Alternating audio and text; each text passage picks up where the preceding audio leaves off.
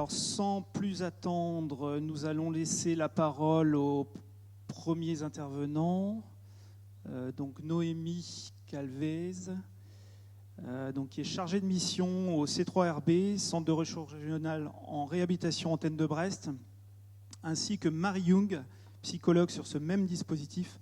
Donc elles vont nous initier à la démarche de la réhabilitation psychosociale.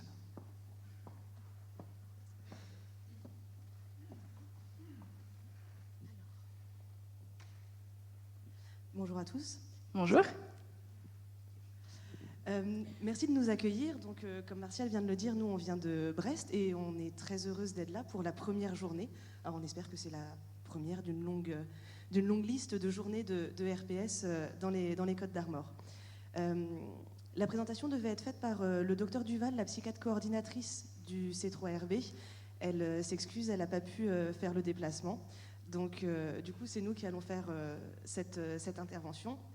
Donc, je suis Noémie Calvez, je suis chargée de mission pour le Centre référent régional de réhabilitation psychosociale, Antenne de Brest. Il y a une antenne à Rennes, une antenne à Brest, mais on va vous présenter ça tout à l'heure. Marie, je te laisse. Et donc, vous avez pu le deviner, moi, c'est Marie Young, donc psychologue spécialisée en neuropsychologie. Et je travaille également au sein du C3RB, donc Antenne de Brest, et aussi au sein des hôpitaux de jour de psychiatrie adulte au CHU de Brest. Donc rapidement, on va vous présenter la démarche de réhabilitation psychosociale et puis aussi parler un peu de rétablissement. Alors juste pour resituer un peu, donc le C3RB, en fait, il a été créé en 2020. C'était un appel à candidature de l'ARS. Et l'hôpital de Brest ainsi que l'hôpital de Rennes ont répondu à cette candidature. Donc c'est pour ça qu'il y a un seul centre référent, mais on a deux équipes à Brest et à Rennes. Les équipes sont composées en fait de psychiatres, d'infirmiers, de psychologues et puis des chargés de mission justement qui font le lien avec les partenaires extérieurs. Alors, les missions du C3RB, vraiment, donc dans le but de développer la réhabilitation psychosociale sur la région, il y a quatre missions principales. Alors, Martial a pu vous en parler un peu à l'instant. Des missions de formation. Donc, on va en fait dans les départements former les équipes, soit aux notions de réhabilitation psychosociale ou même aux outils.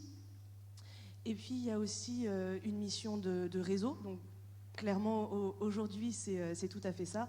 Rencontrer les partenaires dans toute la région et puis échanger sur les initiatives qui sont en cours. Il y a aussi une mission d'appui. En fait, on va aller rencontrer les équipes qui souhaitent mettre en place, créer ou même développer des projets de réhabilitation psychosociale. Et le C3RB, en fait, va apporter un appui vraiment méthodologique sur les projets et même parfois technique. Et enfin, il y a aussi une mission de recherche. Alors, c'est quelque chose qui est très développé dans d'autres régions en France, notamment à Lyon, où la pratique de la réhabilitation psychosociale est déjà en place depuis plusieurs années. Mais donc, à terme, on aimerait aussi que les projets en fait, de recherche soient développés dans la Bretagne. Et c'est une des missions du C3RB. L'équipe ne fait pas de soins à proprement parler, on est vraiment en support en fait, des professionnels et des acteurs de la RPS. Et donc voilà, à travers toutes ces missions, on espère que les projets sur la région vont se développer. Une dernière précision, c'est pour ça que c'est l'antenne de Brest qui est là aujourd'hui et pas l'antenne de Rennes. On a un peu découpé la Bretagne en zones. En fait, l'antenne de Brest va travailler principalement avec les partenaires du Finistère des Côtes d'Armor. Et nos collègues à Rennes vont travailler avec l'Ille-et-Vilaine et puis le Morbihan. Donc voilà, rapidement pour le C3RB. Maintenant, la réhabilitation psychosociale et le rétablissement. Alors, on va commencer par la définition. C'est toujours bien d'attaquer par ça.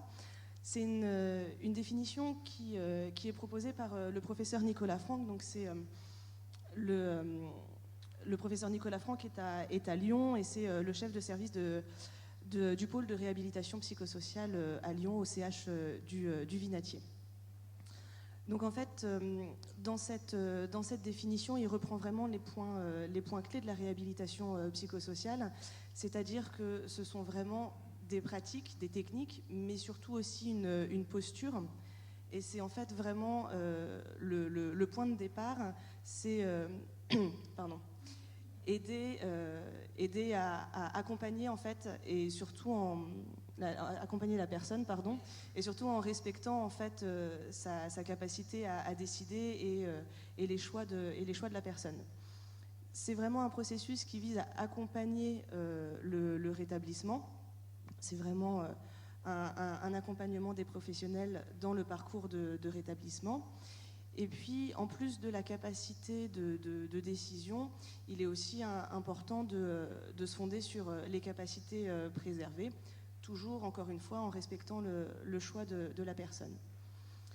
Et puis, donc, je vous parlais de technique et de posture. La posture est très importante parce qu'il y a des équipes, notamment dans le soin, qui vont techniquement mettre en place de la réhabilitation psychosociale, mais la posture, c'est quelque chose qui peut vraiment être partagé par tous, en fait. Et c'est là où on va aussi sortir du champ sanitaire et on va travailler avec le médico-social et le social, avec les personnes concernées, avec leurs proches. Et c'est vraiment un point qui est important, et le docteur Duval serait là, elle en ferait vraiment le point de sa présentation. C'est cette posture de réhabilitation psychosociale qui doit être généralisée et qui doit permettre un meilleur accompagnement. Alors, donc ça c'était pour la réhabilitation psychosociale. Pour les rétablissements, je vais passer la parole à ma collègue. Donc quand on parle de rétablissement en santé mentale, de quoi on parle? En fait, ce rétablissement, c'est un processus. C'est un processus qui est actif, qui est vraiment porté par une aspiration à vivre comme tout un chacun. C'est un processus qui est graduel, un processus qui n'est pas linéaire, et c'est aussi un processus qu'on dit multidimensionnel. En fait, ce rétablissement, il va passer à la fois par un rétablissement clinique, par un rétablissement plus fonctionnel, un rétablissement social, avec toujours cette idée au centre de rétablissement vraiment personnel. En fait, c'est un processus qui est vraiment centré, axé sur la personne, sur ses désirs, sur ses demandes, sur ses projets à elle. Et donc ici, on vous a mis quelques définitions données par des personnes concernées de ce qu'est le rétablissement pour eux. Et donc voilà, on retrouve vraiment ces différentes notions de processus, de connaissance, voilà, cette notion d'un peu de multidimension dans le rétablissement. Et c'est aussi pour ça qu'on parle dans le rétablissement de déterminants.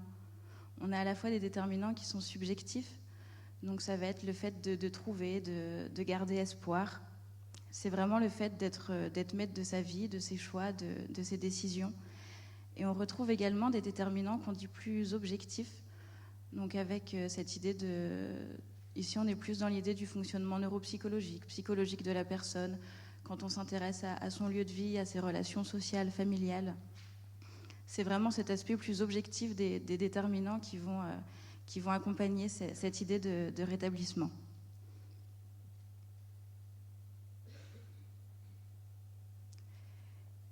Et donc ensuite, on va parler de réhabilitation psychosociale. Et quand on parle de réhabilitation psychosociale, on va parler en fait de parcours. Tout comme on parle de processus pour le rétablissement, en fait, la réhabilitation psychosociale est composée de différentes étapes qui vont dépendre aussi de où en est la personne dans son projet, de où en est la personne dans son processus de rétablissement. Et donc, parmi ces étapes, on retrouve cette notion d'évaluation. Donc, cette évaluation qui est également multidimensionnelle, tout comme l'est le rétablissement. Donc, ça va être une évaluation qui va être médicale, une évaluation clinique, une évaluation de la symptomatologie, par exemple. On va également retrouver une évaluation fonctionnelle. Donc là, c'est vraiment une évaluation des ressources, une évaluation des besoins de la personne. Et ensuite, on a l'évaluation neuropsychologique. Donc là, pour vraiment évaluer le fonctionnement cognitif de la personne. À la fin de cette étape d'évaluation, donc qui vont prendre plusieurs formes, il est nécessaire de faire un retour de ces évaluations à la personne concernée. Donc ça, c'est vraiment l'étape de restitution, qui est une étape vraiment très importante, parce qu'elle va permettre en fait de co-construire ce qu'on appelle un plan de soins individualisé, un accompagnement en fait individualisé pour la personne. Donc en partant de ses désirs, de ses projets, de ses demandes à elle, essayer de voir comment nous on peut proposer un accompagnement adéquat, un accompagnement qui lui correspond. Donc ça c'est l'étape qu'on appelle l'étape de planification. Et c'est aussi très important de travailler en réseau, d'être vraiment coordonné avec les partenaires, à la fois pour cette étape, mais pour toutes les étapes de la réhabilitation psychosociale.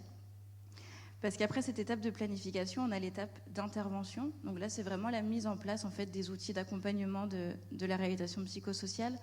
Donc ces outils qui peuvent prendre différentes formes, ça peut être de la remédiation cognitive, par exemple, si la personne est en demande ou en a besoin. Ça peut être des thérapies cognitivo-comportementales, ça peut être de la psychoéducation, de l'accompagnement des proches aussi, par exemple.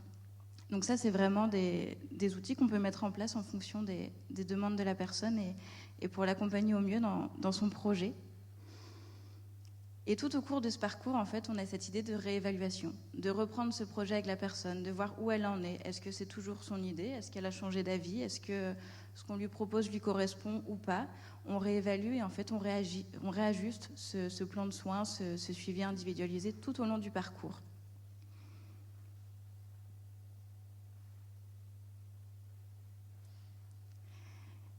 Et donc, comme le disait Noémie, la notion de posture est très importante. Donc, on a décidé de faire un petit mot un peu sur la posture pour montrer en quoi ça consiste, cette posture orientée rétablissement.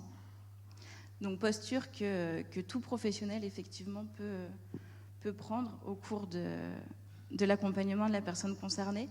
Et c'est aussi bien pour la phase d'évaluation que la phase de planification, que la phase vraiment d'intervention, de mise en place des outils de RPS. C'est vraiment une posture qu'on essaye d'avoir tout au long de l'accompagnement.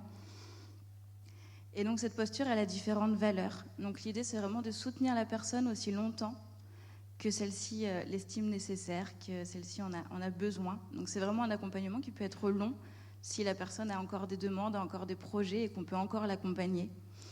C'est une orientation vers la personne en tant qu'individu, dans son ensemble. Donc c'est pas limité à un diagnostic, c'est pas limité à l'expression de sa maladie. C'est vraiment dans sa globalité. Comment on peut l'accompagner dans sa vie quotidienne, dans tous les projets qu'elle peut avoir. Et c'est aussi impliquer la personne dans tous les aspects de la réhabilitation psychosociale. Donc comme je vous disais, c'est la co-construction d'un plan de soins, c'est la restitution des évaluations. C'est vraiment comment on peut impliquer au mieux la personne dans son parcours, dans son projet. Et enfin, c'est respecter les préférences, les choix de la personne. Donc cette posture, elle doit aussi permettre le soutien au pouvoir d'agir de la personne. Donc l'idée, ça va être d'instaurer un climat de confiance, d'être dans une idée de collaboration avec la personne, de co-construction, dans une relation en fait d'égal à égal, où on va respecter vraiment ses choix, on va faire attention à ses attentes, à ses demandes, à ses besoins, et tout en étant dans une attitude de non-jugement, de non-stigmatisation. Et enfin, on soutient l'espoir et le processus de rétablissement. Donc ici, en fait, le professionnel, il doit être convaincu qu'un processus de rétablissement est possible. Il doit croire en les rêves de la personne, croire en ses projets, et il va véhiculer cet espoir. Donc ça peut être par exemple en donnant des exemples d'autres parcours, d'autres personnes qui ont eu ce processus de rétablissement. Ça va être d'orienter le parcours en fonction des attentes de la personne et pas en fonction de ce que nous on va voir, de ce que nous on va se dire que ça il va falloir travailler telle chose avec cette personne. Si la personne n'est pas en demande pour ça, non, on ne va pas aller l'imposer. On va vraiment partir des demandes de la personne concernée. On va soutenir le développement des stratégies personnelles, d'où l'importance aussi d'impliquer la personne dans son processus. C'est aussi pour lui permettre de connaître son propre fonctionnement, de trouver ses propres stratégies. Et nous, en fait, on va soutenir ces stratégies-là qu'elle va mettre en place. Et donc, encore une fois, cette attitude toujours de non-jugement, de non-stigmatisation. Donc voilà tout ce qui est la posture orientée rétablissement. Je te relaisse la parole, Noémie. Alors, rapidement, on a souhaité vous présenter aussi quelques exemples concrets en fait sur comment appliquer cette cette posture. Alors, c'est tiré de la littérature canadienne, enfin québécoise plus particulièrement. Et donc voilà, c'est aussi pour montrer que en fait, la posture, ça peut en fait être appliqué de manière très concrète dans le travail des professionnels et puis dans leur accompagnement. Et puis, c'est aussi quelque chose qui est à développer en équipe, parce que c'est vrai que c'est des choses qu'on travaille avec les partenaires, mais au sein même des équipes, si tout le monde en est convaincu et si la modification des pratiques et la modification de la posture est portée en fait par l'entièreté de l'équipe, on a vu dans la pratique qu'il y a plus de chances en fait que cette posture soit pérenne et puis continue au fil du temps. Alors très rapidement, donc notre conclusion, Thomas vous a présenté le PTSM, ce qu'est un PTSM. Et donc le C3RB, vu qu'on travaille au niveau régional, on travaille aussi avec les autres PTSM sur les quatre départements. Donc en fait, en 2021-2022, dans les 4 départements, l'action réhabilitation psychosociale était priorisée. Donc en fait, vous avez aujourd'hui votre première journée départementale de RPS. Dans le 35, ils l'ont fait il y a quelques semaines aussi. Donc c'est vraiment un mouvement qui est vraiment régional. Et puis, il y a des actions qui démarrent là cette année, notamment des actions pour développer la paire aidance aussi dans le Morbihan, dans le 35. Il y a aussi des actions qui vont là plus vers les proches aidants, donc dans le Finistère et puis dans le Morbihan.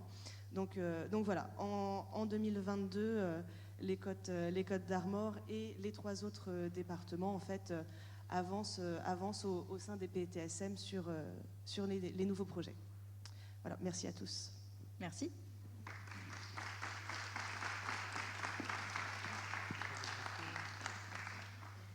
Merci à toutes les deux.